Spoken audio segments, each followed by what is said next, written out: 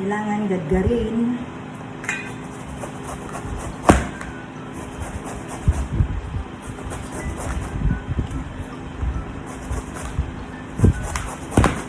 Naglags ako kasi dagta.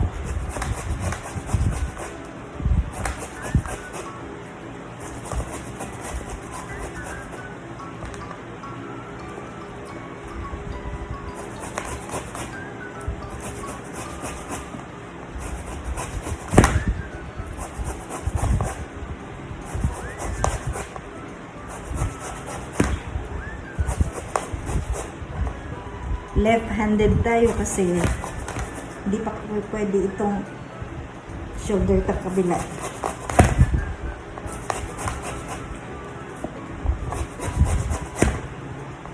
After gadgarin, i-blender ko siya para pinong-pino. Yan na. Dahil malalaki, i-blend ko siya.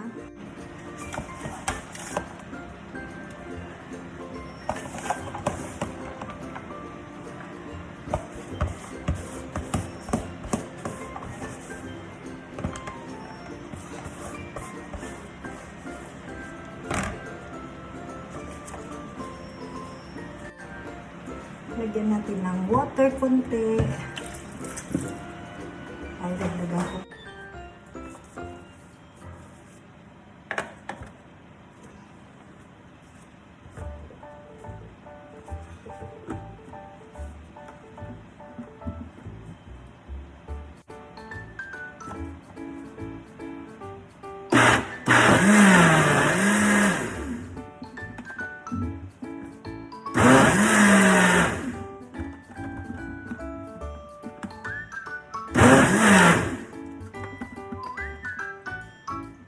Eto na, iluluto na natin sa gata.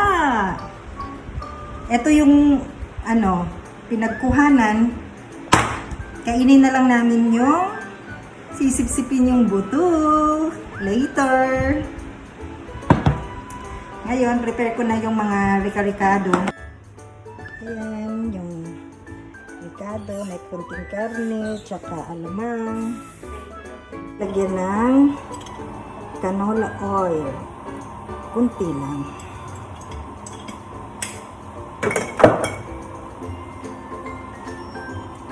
Tapos, konting karne. Sangkutsa muna natin yung konting karne. Sahugan natin ang karne para hindi naman malungkot yung kakain. May sahog.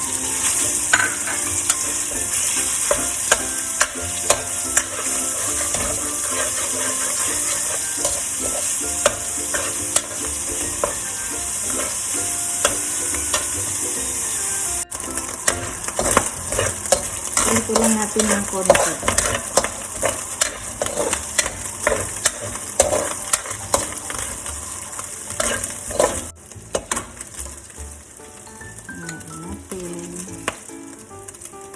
Mamaya na natin ilagay ito pagka malapit na maluto.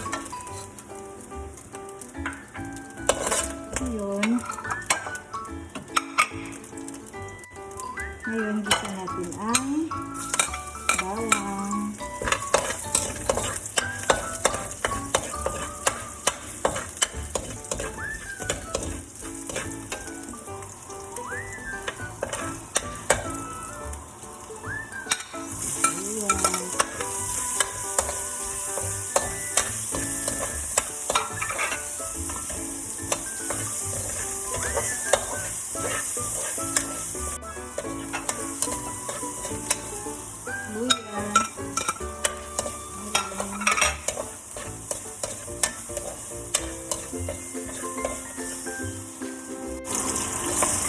Tapos yung alamang na kapiranggo.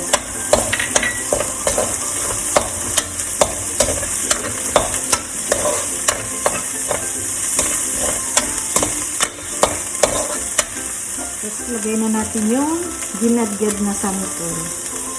Gadgad na binlend natin yan. Tapos piniga ko para hindi siya maasin.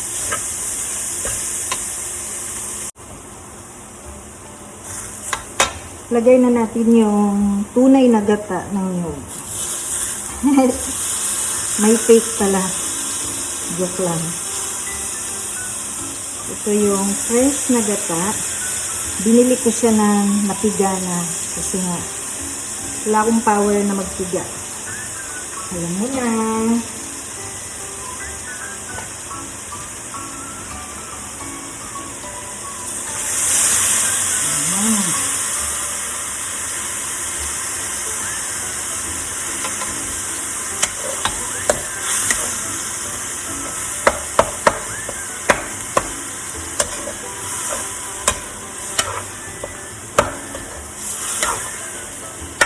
Kaya na muna natin kumulo siya ng kumulo.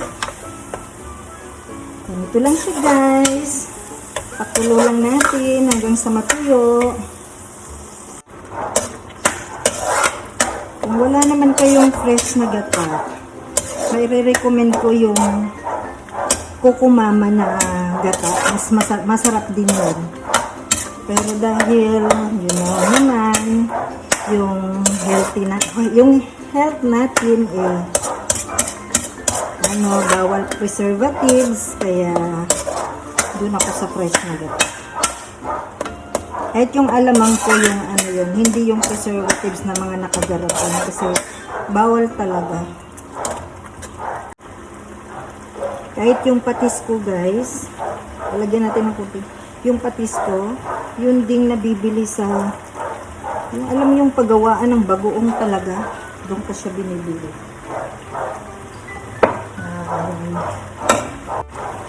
So, yan ang paminta.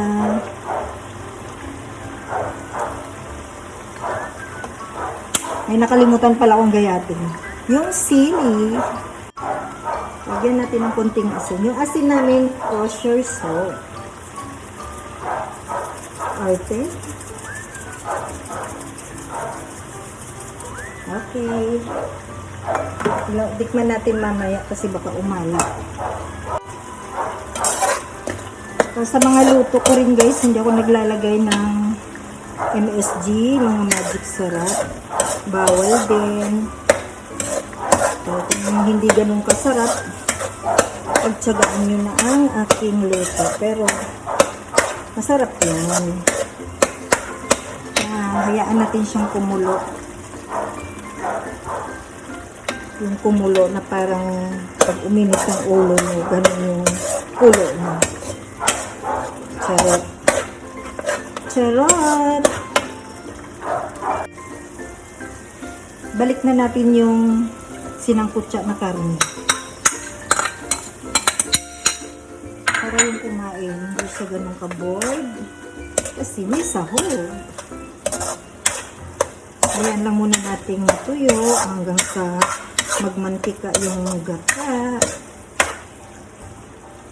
Pwede na rin natin idagdag yung sili. May red konti lang para may konting sipa. Tsaka green. Itong green medyo maanghang din. Ayan. Ito na. May sipa yan na konti mamaya.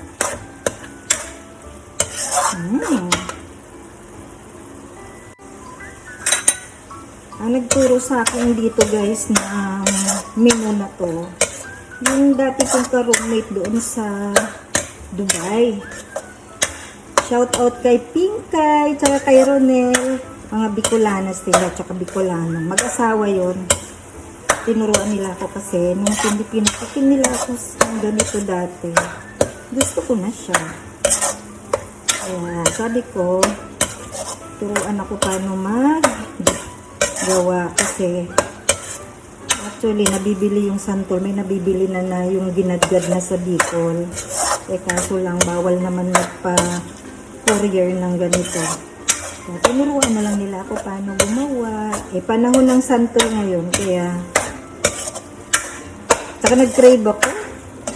Mahilig talaga kami sa mga ginataan. Hindi kami Bicolano, Bicolana, pero masarap pag may gata. Ayan, nagmamantika na siya guys. Ayan na, nagmamantika na po siya. Ang tawag nito ay laing na santol. Basta shout out dun sa nagturo sa akin, si Pinky, tsaka si Romel. I miss you guys. I miss you so much. Sarap na ng amoy. Actually, may lakad kaming family. Babaunin namin ito.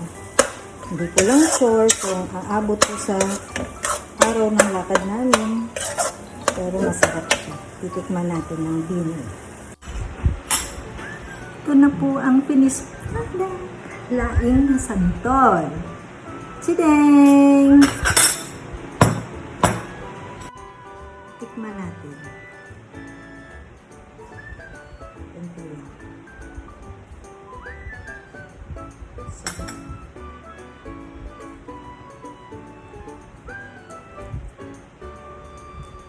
Sarap. Asim na manamis. Grabe nila, no?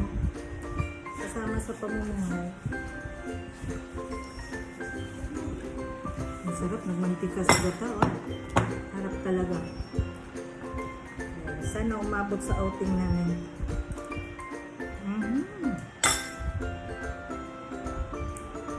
Two thumbs up. Siyempre, loto ko. Anan ko ng konting rice. Dinner ko na to. Tapos may okra ako. Okra.